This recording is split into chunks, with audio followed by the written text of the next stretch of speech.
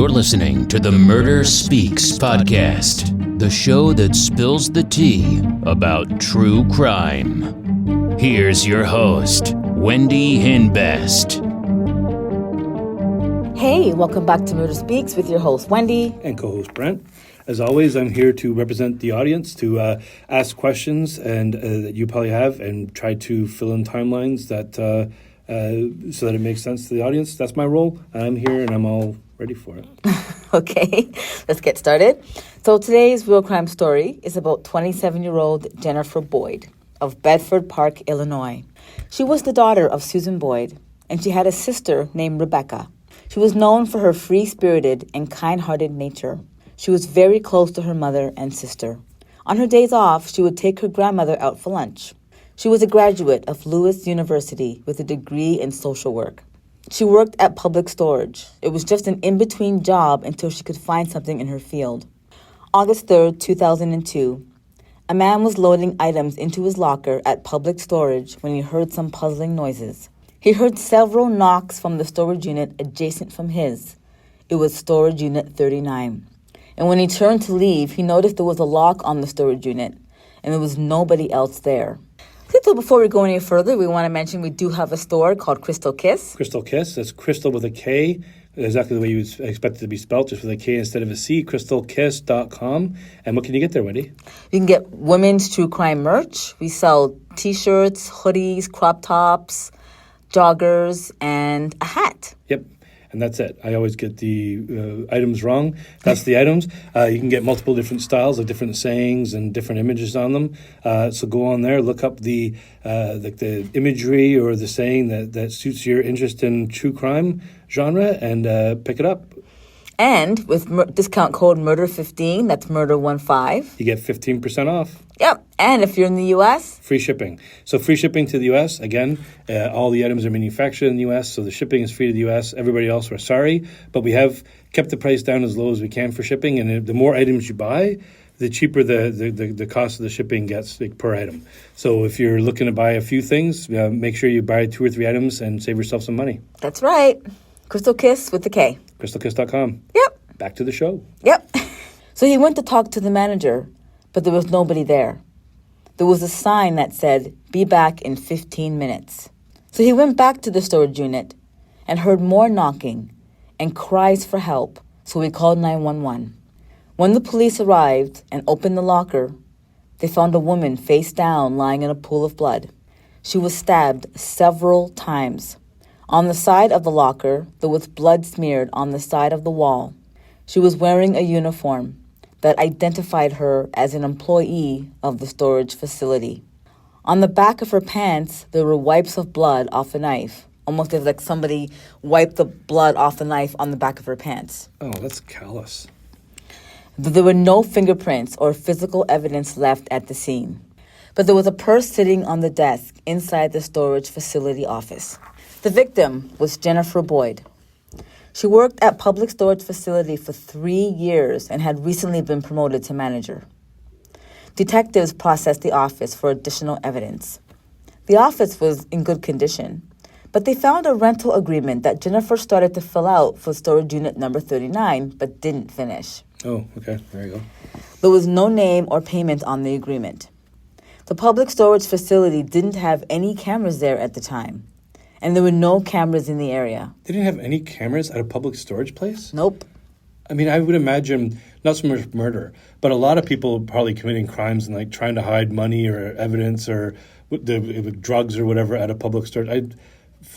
I'm beside myself. I can't believe they wouldn't have cameras there. Of all the places that you would think that you would take for granted, they would definitely have cameras. Yeah, there was none, unfortunately. The police believed it might have been an attempted robbery gone wrong.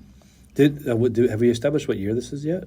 I said August 3rd, 2002. Yeah, you did say that. Okay, so that's 22 years ago. I mean, yeah, it's not like they didn't have like they call it security cameras back then. Yeah, wild. Yeah, Jennifer's mother didn't know why Jennifer was late for bingo that night. She was supposed to be there by 6 p.m.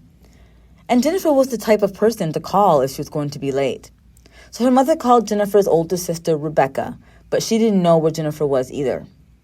When Rebecca went to Jennifer's work at public storage, it was all blocked off. and there were ambulances and police cars. Oh my God, could you imagine how she felt pulling up there seeing that? I know. Her heart must have sunk into her stomach. I mean, that'd be a terrible feeling to pull up.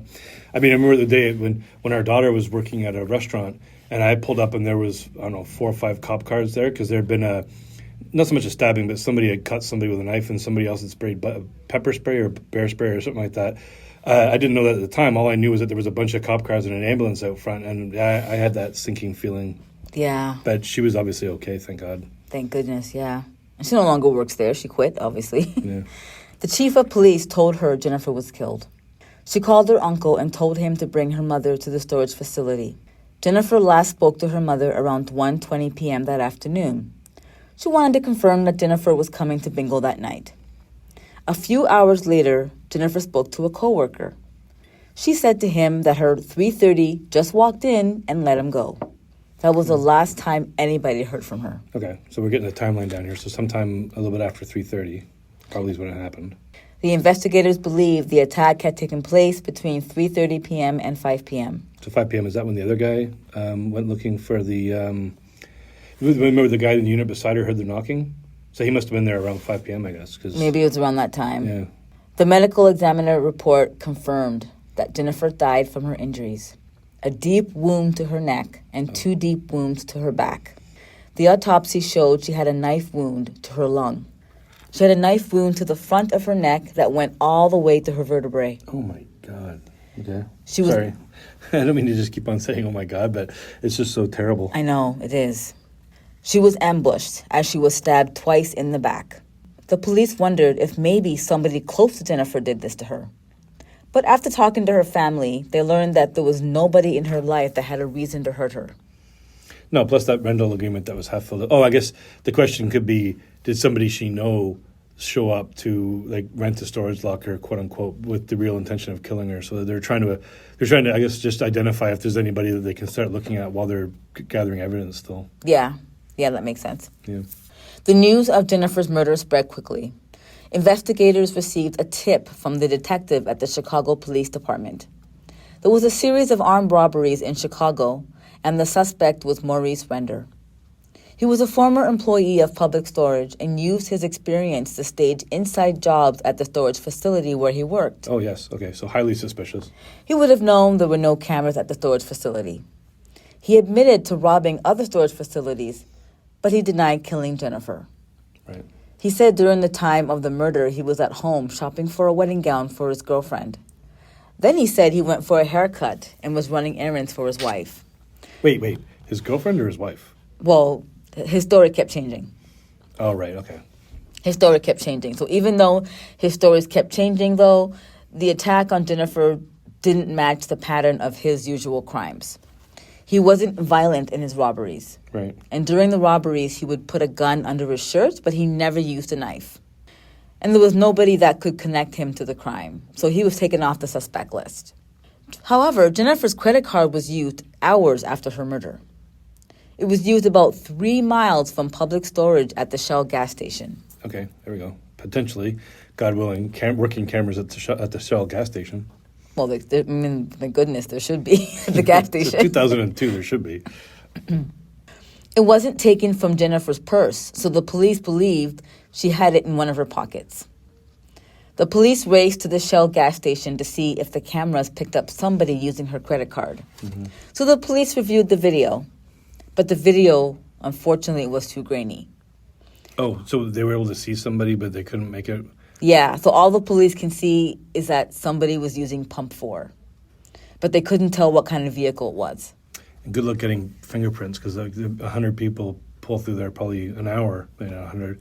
But a lot of people pull through there every hour to get gas, so the fingerprints will be almost useless. The police sent the video out to be analyzed, but it was still too grainy. Mm. The public storage facility where Jennifer worked offered a $25,000 reward to anyone with information about the crime.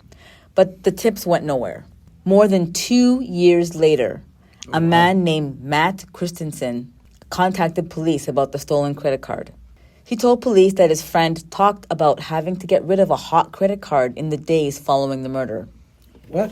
First of all, It's not hard to get rid of a credit card. You can just let it on fire. And why the hell would you tell somebody you had a hot credit card? I know. That's how criminals are always dumb. Why right? would you? I know. Why would you say anything? That's how criminals are I don't always know. dumb.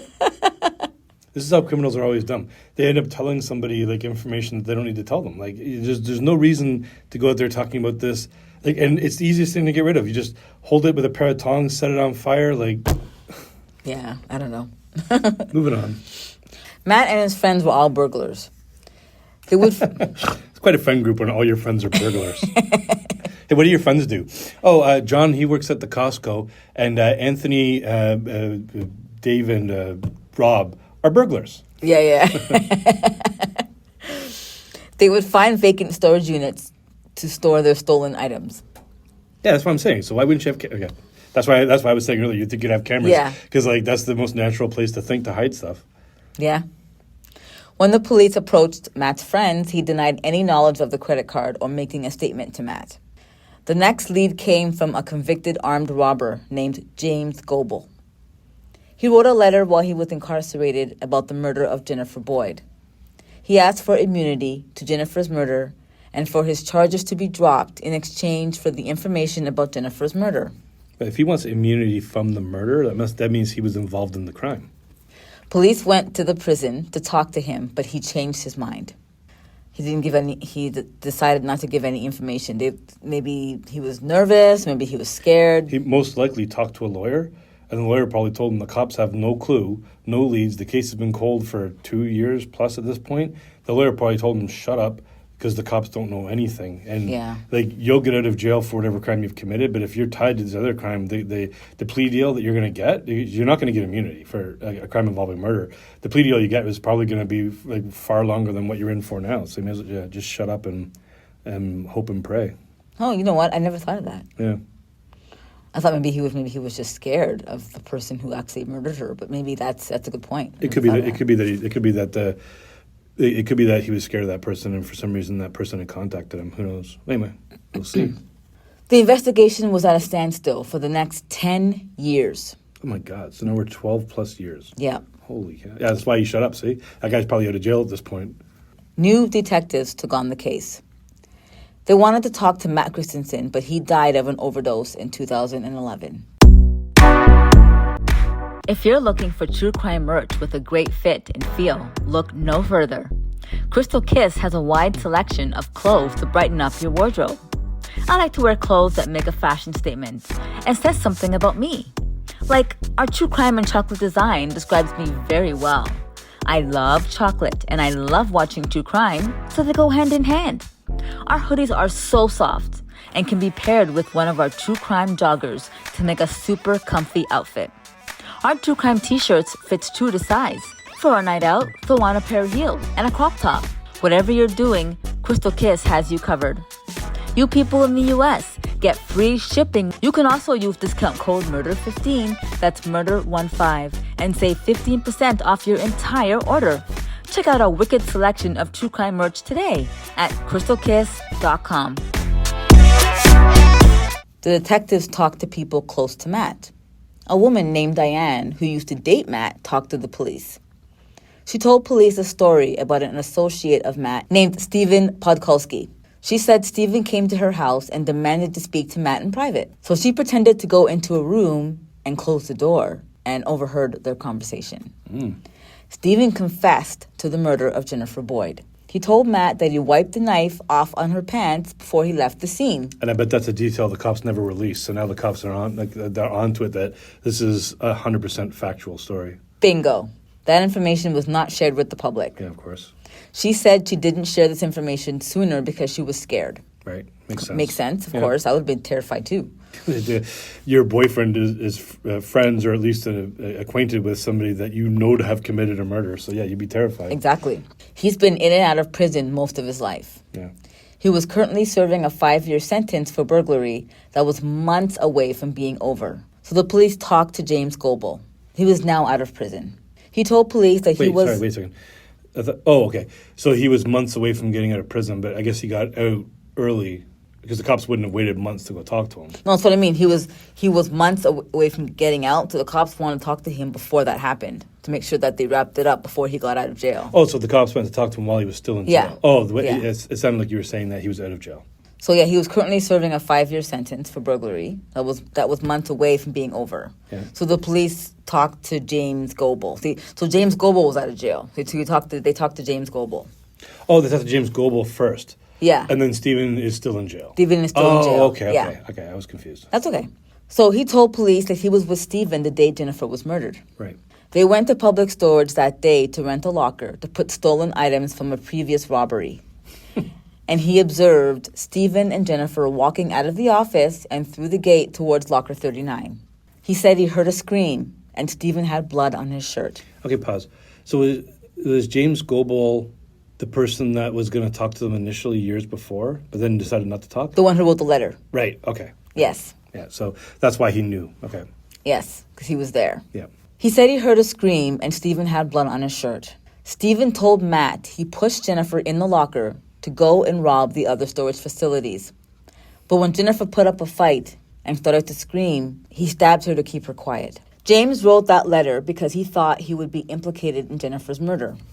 Right, but the reason that they went to the storage unit was to store stolen goods. Yes. And then what was the guy's name again? Which one? The one who wrote the letter? The one who did the murder. Stephen. So Stephen went off with her and killed her. So that's a tricky one, right? Because they weren't actually committing a crime at the storage place. Because if they were there, if he went there with the intention of robbing the place and then the girl got killed, then he would be kind of like lumped in guilty of the murder as well. But they were there with stolen goods, so that's why I'm now wondering how I don't know how the law works on this, but they'd stolen something. They were at the storage place to store stolen goods, so I don't know if that's considered like a continuation of the crime, where he then would be considered guilty for the murder, or if he's lying about the reason that they were there. Like he's saying, "Oh, we went there to." This sounds like he almost talked to a lawyer. We were there to store stolen goods, and then Stephen went off with her, and then he was going to rob the place and then killed her to make it sound like, well, I wasn't there committing a crime at the place. Yeah, exactly. He has nothing to do with it. Yeah, but maybe he did. Maybe they were there to rob the place, but his lawyer told him not to omit that part and say we were there to store stolen goods, and then he went off and committed this crime without me being aware of it, right? Anyway, because that's why I'm wondering, like initially he was asking for immunity. I think they were there to rob the place, and maybe they even agreed or not, but the guy went off and killed the girl. And then when he talked to his lawyer told him not to say anything. And if he ever did have to talk about it, to say that we were there to use the storage facility to store stuff. And then this guy went off and committed a crime. Yeah. You know what I mean? Yeah, maybe. The police talked to Stephen in prison. He denied everything. On the day he was going to be released, he was arrested for the murder of Jennifer Boyd. During trial, he pleaded not guilty. But the witness statements were too powerful. Stephen was arrested on the charges of first-degree murder of Jennifer Boyd in October of 2014. He was found guilty of first-degree murder and sentenced to concurrent terms of 45 years of imprisonment. Stephen would be required to serve at least 37 of his sentence before being eligible for parole. Right. And this is almost 20 years now since the crime, or like 15 years. Roughly, about 15. Yeah, so, and then assuming he was let's say he was in his mid-20s when he committed the crime, and he's like 40 when he's getting convicted. So that means he's going to be in his probably 70s or maybe even his 80s by the time he gets out, if he survives that long. He had filed an appeal to the Appellate Court of Illinois on May 31st, 2022, but was turned down, and his conviction was upheld. As per official court records, he is presently incarcerated at Menard Correctional Center with a possible parole date of September 24th, 2059, and a projected discharge date of September 24, 2062. Yeah. In 2014, on the 12th anniversary of Jennifer's death, her sister Rebecca Hernandez gathered at Bedford Park to remember the young woman along with friends and family. Around 5 dozen mourners released 9 dozen pink balloons in her memory. It's sad. I know I say that every time. But it's a vicious attack. Like stabbing her in the neck all the way down to the vertebrae, then stabbing her in the back a couple times. Like he's a monster. Yeah, it's brutal. He's exactly where he belongs. He's a monster. It's hard to imagine that was his first murder. Well, he'd been in and out of court his whole life, jail, I mean. But I mean, if he'd committed a murder before, he would have been in jail for a long time. No, that's true. Yeah, he would get to. So it would have been his first murder. But I'm just saying, like, it's just wild. Like when somebody commits a murder that violent, that it's like their first one. You're like, yeah. It's crazy. I mean, everybody has to have their first. Not everybody, but every person. Yeah, I was going to say that everybody has to commit murder. Yeah, every person that commits their first murder has to commit. Everybody that commits murder has to commit their first murder. So I guess that was just his first. But anyways, lucky they got him. And then in that 12 years after that, he never did it again. Like it's kind of wild. Like just to think, like I can't imagine killing somebody. Like it's hard to even imagine doing it. It's hard to imagine that you go your whole life and then you kill somebody once and then he's never done it again. Like he's crossed that threshold. He's a murderer. Yeah. Like, but he's only ever done it once in his life. Like, yeah. Unless maybe he in the back of his head did kind of feel bad about it somehow and never wanted to do it again. Yeah. I don't know. I mean, I can barely kill a spider, let alone kill a human being. Like, it's insane. Yeah. But everyone out there who knew Jennifer Boyd, we're very sorry for your loss. Mm-hmm. Yeah. And again, we be no disrespect. All of our sources are in the show notes. And before we go, we just want to mention again that we do have a store called Crystal Kiss. Yep, crystalkiss.com. And also, we have another episode on Patreon. Yeah, so go ahead and join the Patreon. You get an extra episode every single week. Mm-hmm. So if you want to catch an extra episode of Murder Speaks every single week, go join Patreon. There's an episode up there waiting for you. We've probably got 4 or 5 episodes at this point sitting up there. So go ahead, join up, and listen to the old episodes and check out the new episodes that are coming every week. Yep. Thank you so much for listening, and we'll see you on the next one. Yep, have a good one. Bye.